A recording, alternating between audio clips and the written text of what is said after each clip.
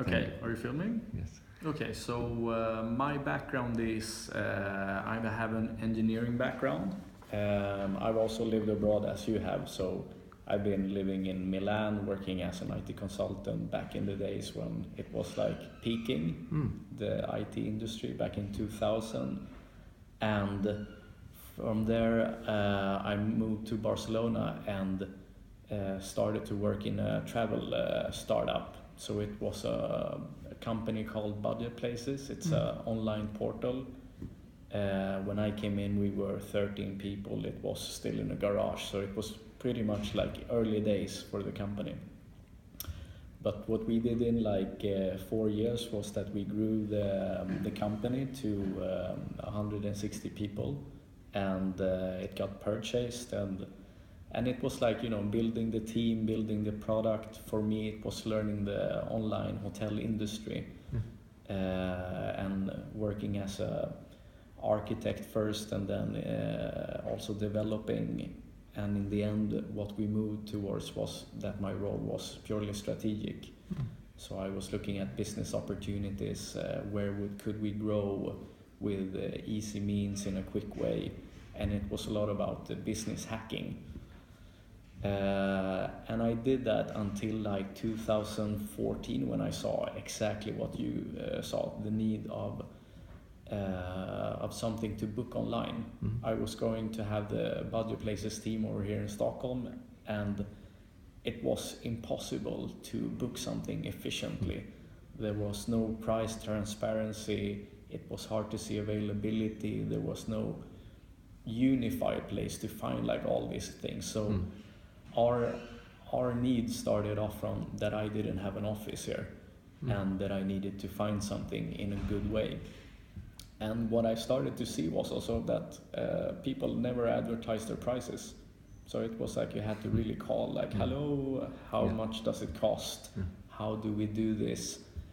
And it was really like going back in the hotel industry in 95, where you have like travel agents. But this was still in 2014, and this was like totally undigital, this world. So I started to work on a product there. I didn't do that much research before. I started with an angle that, from what I knew from the hotel industry, my entry to market was, okay, do something similar. Do not overcomplicate the product by doing enabling for conferences that last for multiple days. I kept the extras a bit off, so catering and things like that was not like my main priority. But I wanted to have like prices that you could see, and I wanted to have availability. These were two key things, and I wanted to have pictures of the rooms, so I wanted to show you what you book when you book, rather than to say you get a room. So this was kind of like my starting point, and I also wanted to have like instant confirmation on my bookings. So for the first like 6 months there in 2014, I was recruiting places with this thing, and I was going to hotels and convincing them that you need to do this in the availability, real-time availability or instant confirmation. And it worked, I mean, in a lot of cases, but there was also a lot of like resistance and overbooking. They were afraid of overbookings, basically, which also led me to say like, okay, this is kind of like preventing me from growing at a high speed, and how do I deal with this? And I did like Airbnb. So you could basically choose instant confirmation or booking request. And this was like part of my growth strategy. And that was kind of like an interesting move because I mean, it was much easier to do the sale. I was still focusing on the product, and if we see like a synergy or a similarity between the online booking industry for hotels and this is that group bookings, you still call an agent if you're a lot of people that need to organize something. But if you want to book for 2 people, you do it on booking.com. And I wanted to have the same like goals and objective. I wanted to please 80% of the needs, not 100% of the needs. So our goal has never been to like conquer congresses for 5,000 people. But it's more been like, okay, let's cover these simple bookings that take a lot of time for the hotel. So to book for 10 people takes the same amount of time as for 70. But there's a cost related to the hotel, and that's the value that we wanted to bring to them, so they could avoid that cost and focus on the bigger bookings, which brought more revenue. So this is kind of like, this has been like our starting point and our philosophy, and what we, in the direction that we've been moving towards. We've also like avoided the one-man places, which is popular as well, because it's not cost effective for us to advertise that. So if something costs 100 crowns an hour and it costs us 240 to get that customer in via AdWords, we won't be able to make profit on it that easy. So that's our main thing. Our advertising is, we started off with, as you did, with direct sales. It worked, but it was slow. During 2016, I brought in a friend to help me with growth on getting places in. So what we did was, okay, he focused on places, I focused on customers that booked. This was our division, and we focused on dividing, like conquering per city rather than per country. We didn't want to become biggest in Sweden, we wanted to become biggest in Stockholm, and then in Gothenburg, and then take city by city. And basically what we did during June and the end of last year was that we grew from 300 rooms that were bookable to 2,000. We launched in the UK as well. We're the leading one in Stockholm. We are, or in Sweden even, and we're 2 people doing this right now. Fantastic.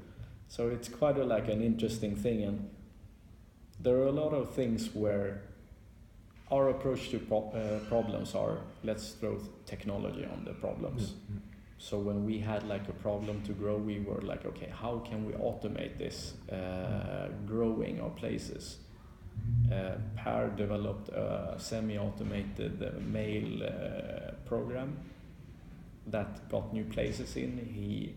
It dealt with like the first 2-3 emails. We almost never see a person physically anymore, because it's not cost effective for us, and it's too slow, the growth. So we want to grow to 4,000 places this year, and we can't do that by meeting people. So that's part of like our growth plan, is always to throw technology on it, try to remove the friction that we have, the lean things. When we see a problem, we try to find a technical solution to solve it. The booking request was an effect of this in the past. And we have like, we do online advertising only, so we promote ourselves via SEO, we promote ourselves via Google AdWords. We do promote ourselves via Facebook. We've tried LinkedIn, we tried Twitter ads, but without success really. Maybe the time wasn't right. And what we do right now is that we do this on a part-time basis. So fantastic. So we like to find efficient ways to do these things. That's why I'm consulting for Tradera. It's one of the biggest auction sites in Sweden, or it is the biggest. And what's your role there? I'm helping them with marketing and growth and automation of marketing stuff. Yes. So that's what we do in parallel with these things. And we have like between 100 and 200 bookings a month, more or less. Yes. And London is growing. We have global contacts. How did you do London? Well, we so there are a couple of like different strategies, but competitors are good when you want to grow. Exactly. That's so that's the advantage with competitors. Yeah. The disadvantage is that you have to become better, but that also puts pressure on us doing a better experience. So it's a good thing for the customer with competition. It kind of like that's true. Pushes the quality up. Isn't there 6 or something in London? Yeah. So and we've had great success with a couple of like large partners. So what we have right now is we have in particular one deal that is set up so we can grow in the US. Fantastic. Our strategy is with growth is per city, as we said. Yeah. But it's also English-speaking countries, because then we don't need to localize. Yeah.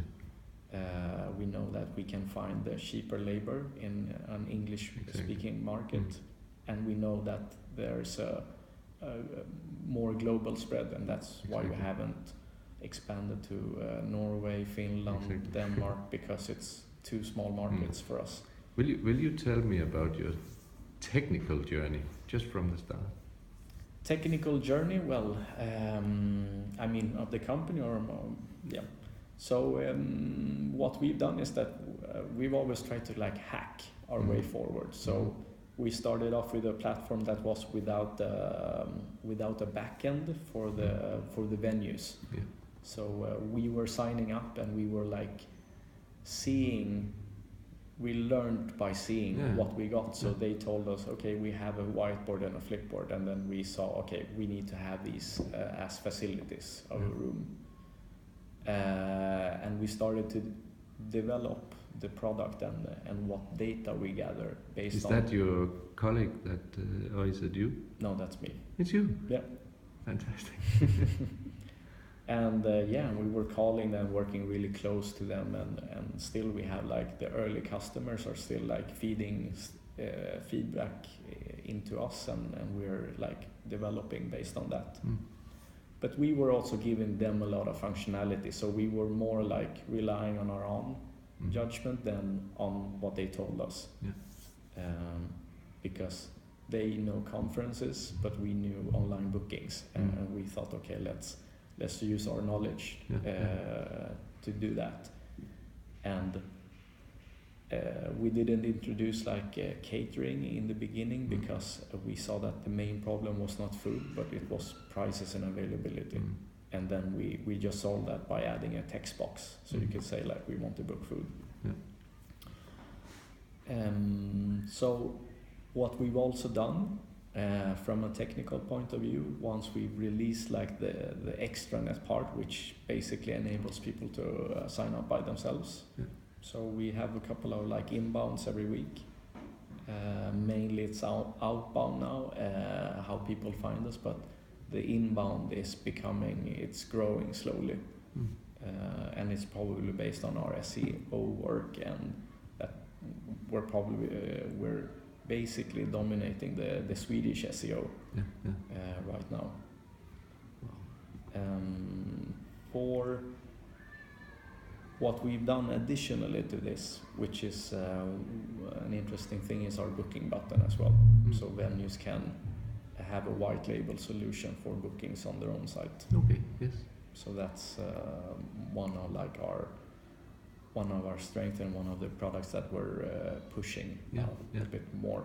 We really believe in that, and we hope we can grow that channel much more. It corresponds to 20% of our traffic right now, and it could really be like 50 or something. What is will you tell me how much the average price is on your bookings?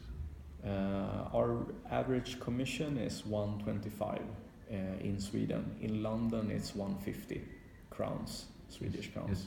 So it's slightly higher in London, also due to the higher prices. Is it 10% in